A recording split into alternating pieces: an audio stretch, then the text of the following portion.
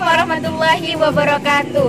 Ketemu lagi bersama kami, saya Ana, saya Yuyun. Kali ini kita akan mengeksplor lokasi bersejarah Kota Sampang. Yuk kepoin kita ya. Oke.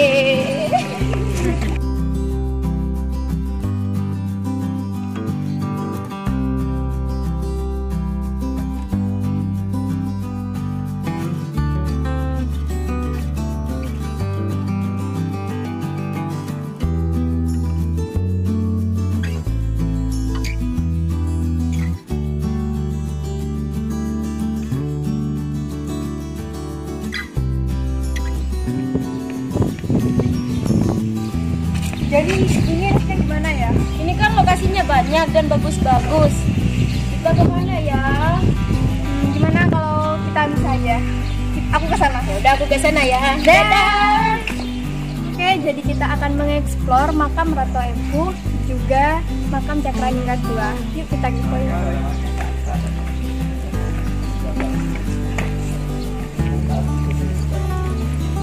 Ini Pak dari MA dari dalam.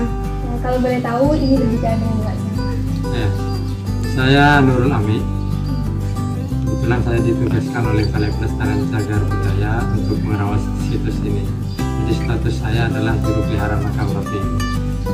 Kebetulan di sini ada rekan saya Musegi, terus yang dibantu dari Dispora itu ada 3 orang. Kebetulan sekarang karena hari libur jadi beliaunya tidak masuk kerja. Kalau boleh tahu ini sejarahnya kenapa dinamakan makam Ratu Empu di mana Pak? Ya. Ratu Ibu adalah orang tua dari Cakraningrat I, tapi nama aslinya masih belum diketahui. Beliau mendapat julukan Ratu Ibu karena beliau adalah ibu dari Cakraningrat I.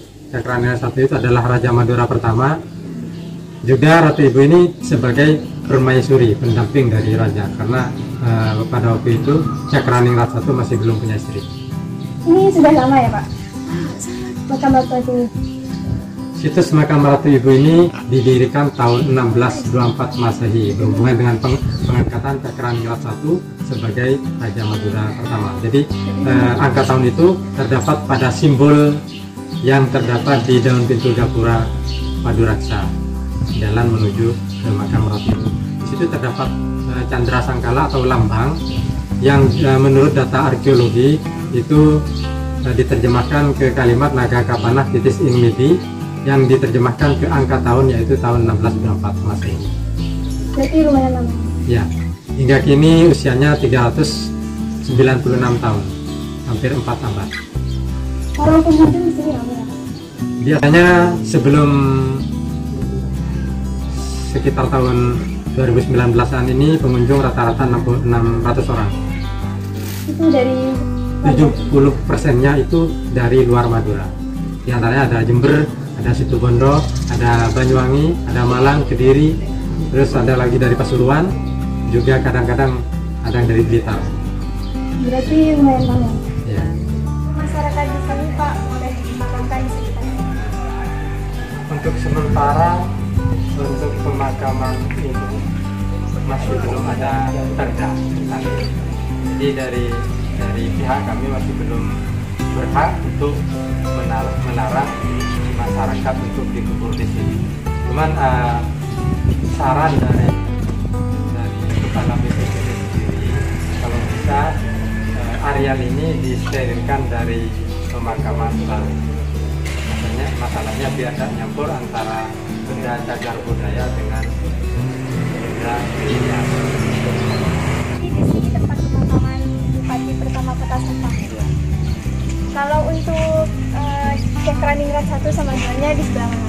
Kalau yang Cakraningrat I menurut informasinya itu ada di Imogiri, Jogja. Karena Cakraningrat I itu wafatnya di Kerajaan Mataram pada waktu zamannya Sultan Agung. Terus yang di sini hanya terdapat makam Ratu Ibu dengan Cakraningrat II. Kalau makam Ratu Ibunya yang di belakang Gapura ini, terus yang Cakraningrat II ada di sebelah barat kompleks pemakaman Ratu Ibu. Mari saya bisa ke sana.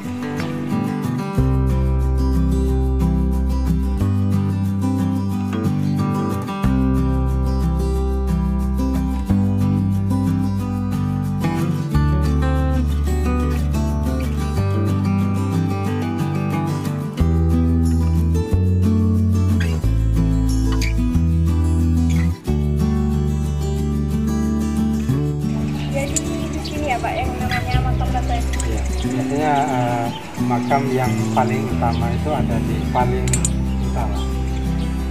Paling utara, paling tengah, di tengah-tengah. Sunan Batu Ibu ini adalah orang yang sangat dihargai pada zaman itu.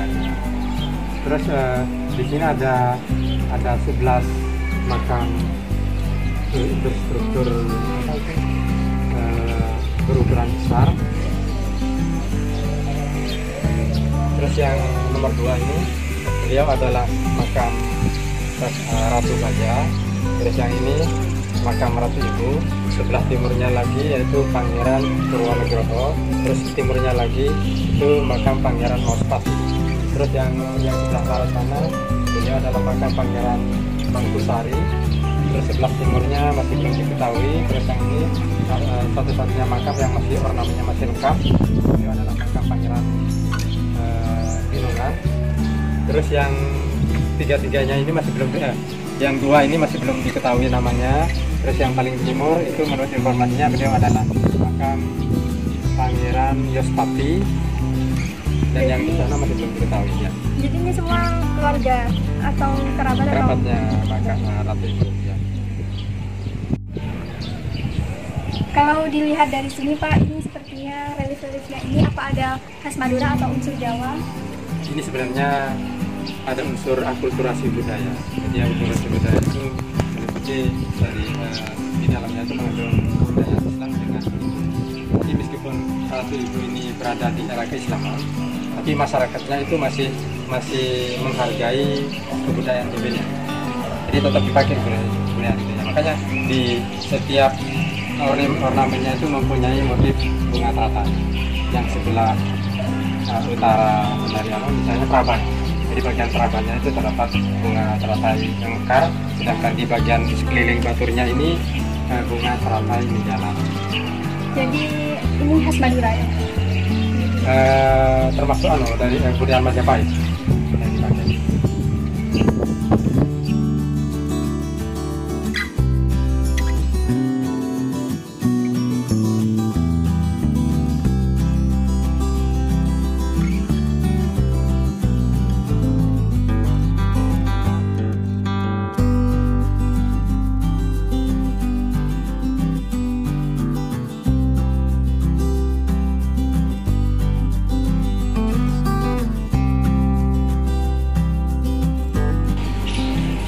Jadi ini makam Raja Cakraningan II beserta keluarganya.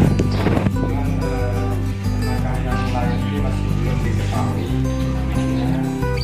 Satu makam ini yang dipasangkan sebelah sini adalah Cakraningan II.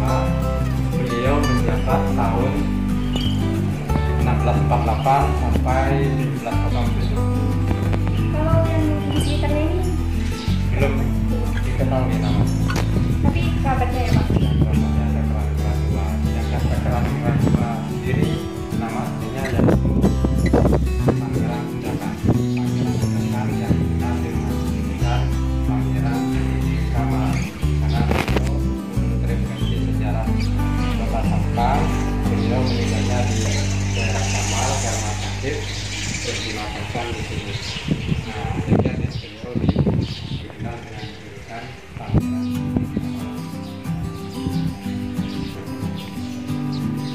Terima kasih Bapak sudah meluangkan waktunya untuk menjelaskan tentang situs pemakaman makam Ratu Ibu. Oh iya, sama-sama.